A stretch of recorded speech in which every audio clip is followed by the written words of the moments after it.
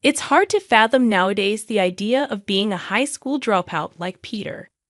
I'm going to be the next CEO, he boldly declares, dismissing the notion of becoming involved with someone from a less privileged background. These sentiments are frequently voiced by my younger sister's fiance's brother. Despite his disdain, my sister Nancy remains seemingly content, wearing a resilient smile. I'm Peter Pfizer, a 35-year-old man who, as he points out, only completed high school. I harbored dreams of graduating and perhaps attending college, just like those around me. However, harsh realities forced me to abandon my high school education to support Nancy. Raised in a fatherless household with financial struggles, our single mother did her best to make ends meet. Our daily meals often consisted of just potatoes. Life was bearable in our poverty with my dear sister and mother until high school. That's when my mother started using expensive cosmetics, disappearing late at night. I wished she'd spend that money on us. Then, during my freshman year, when Nancy was 5, my mother left us for another man and never returned. Our home was stripped of furniture and appliances, likely sold for money. Nancy was left alone, probably crying. I harbored fury and hatred, but those emotions didn't pay the bills. To ensure our survival, I worked tirelessly delivering newspapers before school and at a bar after school. Despite my efforts, we struggled, but I remained determined to make Nancy happy. I decided to end my high school life and seek employment, but finding a job with just a high school dropout was nearly impossible. Rejections became a daily routine until, one day, a stranger in a park offered me bread and a drink. After hearing my story, he offered me a job at a renowned luxury hotel, suggesting I bring Nancy along. Grateful and relieved, I accepted the offer. The next day marked the beginning of my first real job, a challenging experience filled with repeated greetings and various menial tasks. Yet, every day, I toiled to ensure Nancy's happiness. As I grew accustomed to my job, I began learning manners and proper conduct from scratch. Though I faced frequent scoldings, each one taught me valuable lessons. All my earnings went toward Nancy's well-being. When she started elementary school, I distinctly recall purchasing her a backpack, the first item I ever bought for her with my hard-earned money. She cherished it until it was worn out.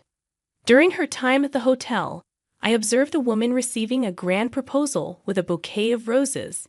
Nancy expressed her desire to be someone who receives such tokens of love. Despite our limited resources, I bought her a single rose every year on her birthday. Beyond that, I diligently saved every penny for our living expenses. I managed our finances to ensure Nancy could choose any college she desired. Surprisingly, I found joy in my work while raising her. Fast forward 20 years. I'm still employed at the same hotel, while Nancy has graduated from college and turned 25. She expressed her desire to help people facing struggles similar to ours and became a public servant at City Hall's welfare department. Every day, she fought for those in need. One day, she approached me and said, "Peter, there's someone I want you to meet." Although I knew she had a boyfriend, I never asked, thinking it might be awkward. When I jokingly inquired, "Wow, are you getting married or something?" she responded with a sincere yes. Surprised and genuinely happy for her, I congratulated Nancy countless times. In front of her, I showered her with words of congratulations, masking the tinge of sadness that lingered. It felt like she had truly grown up, and I found myself navigating the complex emotions of a father sending off his daughter into matrimony. As she proudly displayed the engagement ring her boyfriend gave her, I couldn't help but wonder, is he wealthy? Curiosity overcoming me, I inquired about her fiancé. To my surprise, Nancy's response exceeded my expectations. Yes, he's the son of a company president, and they specialize in distributing food products. Interestingly, they also do business with our hotel. He has an older brother, so he won't be taking over the company. The revelation made sense, explaining how he could afford such an extravagant ring. Encouraged by the positive news, I offered, "What can I do to help? I've lived at this hotel, creating countless memories. I was wondering if I could have my wedding here. Touched by her growth, I assured her I would talk to Bob the next day. When I approached Bob about Nancy's desire to have her wedding at the hotel, he expressed genuine happiness. Of course, let's make it a wedding that Nancy will be delighted with, he declared. However, as the future loomed ahead, a sense of anxiety crept in. With no parents or relatives to rely on, I pondered how Nancy's fiance's family would perceive me, a high school dropout. The day arrived for the families to meet. As we gathered, Nancy's boyfriend, Sam Morrison, extended a warm greeting. Nice to meet you. I'm Nancy's boyfriend, Sam Morrison. I've heard a lot about you from Nancy. Sam struck me as an impressive young man, and my initial worries about being judged based on my background were dispelled. Despite his prestigious lineage as the son of a company president, Sam displayed admiration and respect toward me. Just as my relief settled in, Sam's brother, Richard, interjected with a pointed question. You are a high school dropout, right? Can't believe Sam is marrying into such a poor family. Upon our first meeting, Richard blurted out with a lack of tact that caught me off guard. Despite my surprise, I managed to reply, well, Nancy is working hard as a public servant, so please look after her. Pitto. Nancy, what a pitiful life with a brother like him. Sam, you're lucky to have a brother like me, don't you think? Sam and Nancy attempted to smooth over the situation, but Richard's words pierced my heart like daggers. He continued, our family runs a company, you know. I guess a pool person like you wouldn't understand the significance. Even with the wedding, we're planning to invite our important clients, but having a pool person as a relative would lower our reputation. I was unfazed by his words, as long as Nancy was happy. However, he uttered the words I dreaded the most. I guess we can overlook Nancy since she's pretty, but I don't want to acknowledge you as family. You're just her brother after all. Don't come to the wedding. It's a celebration with our clients after all. A pool person like you should just stay home and celebrate your sister's new life. Do something brotherly for once. Even his parents managed only a forced smile, unsure how to react.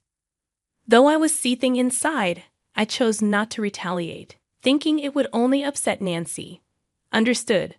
I won't attend, I calmly declared. Hey, Peter, Nancy protested, but I quietly left the scene. Despite her multiple attempts to persuade me afterward, I stood firm in my decision. She pleaded, I want you there, Peter. I want you to see it, but my mind was made up. I didn't want her to feel bad on her big day. As an employee, I'll do my best to celebrate your new beginning, I assured her. She seemed unconvinced, but I held my ground. I could, at least, witness her shining moment as an employee, not as family. In the days leading up to the wedding, the owner Bob and my co-workers put immense effort into preparations. Bob crafted special dishes and cakes, while my co-workers, even after hours, handcrafted decorations.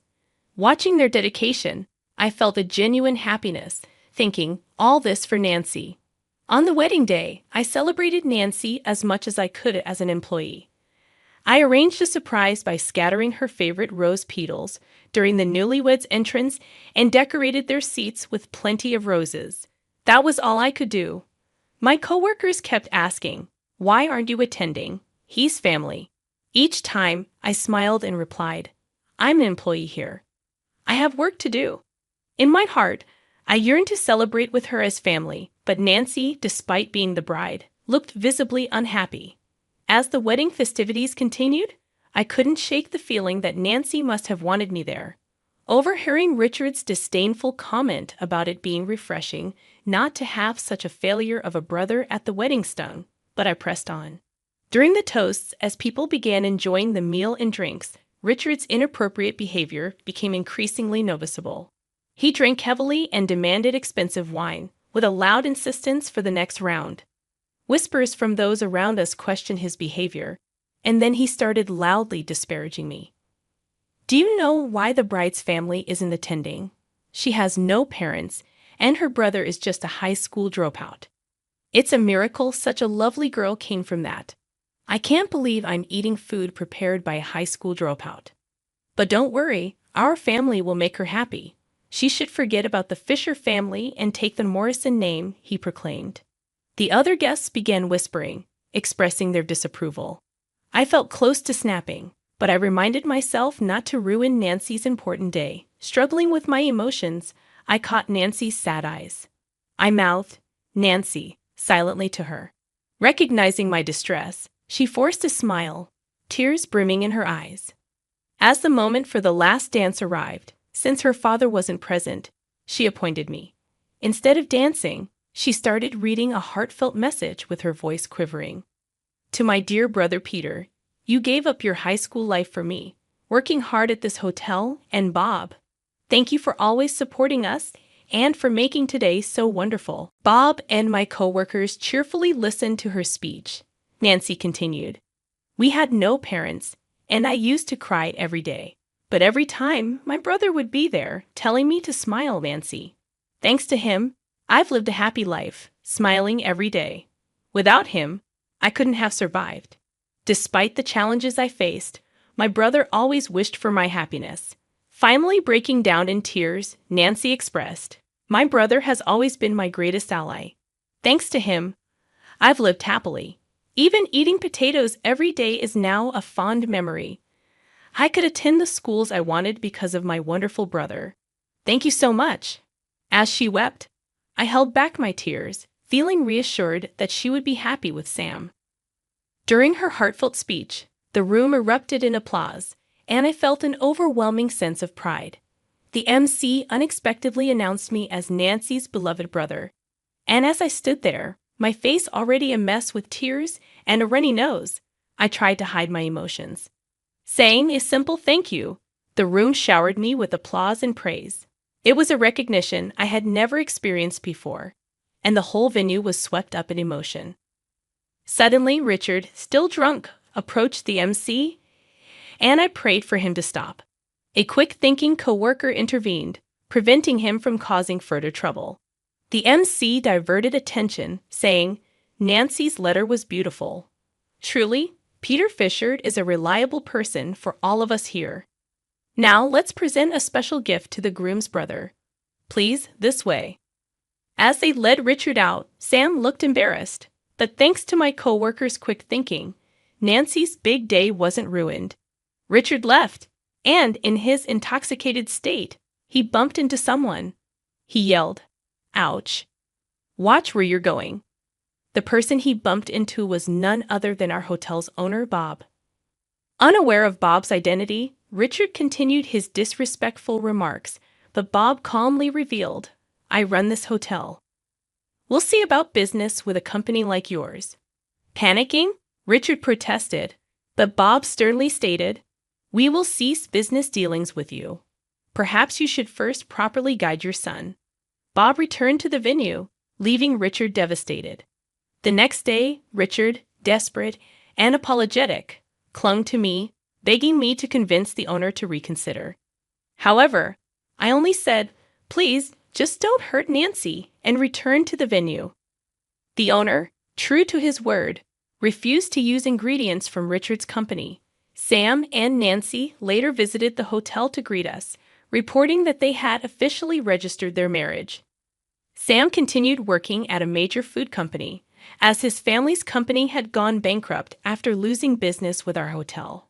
Despite Richard's disownment by his family and his current struggles, I contemplated helping him if he ever changed his ways. Nancy and Sam were living happily, participating in volunteering activities on weekends to support the needy.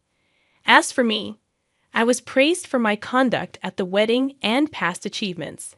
Bob even mentioned me as a potential candidate for the next owner. Regardless of the outcome, I was content just being called Peter and working in a job I enjoyed, surrounded by a respectable owner and trustworthy colleagues. I was genuinely happy.